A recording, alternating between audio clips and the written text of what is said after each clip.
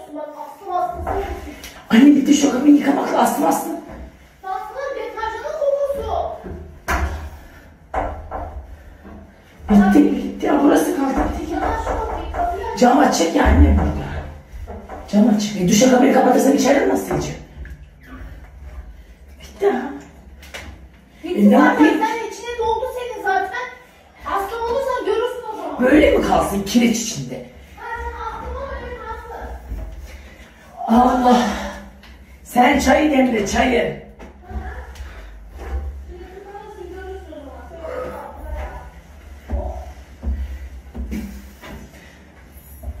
Ayna gibi oldu, ayna. İşler ayna, çal oyna.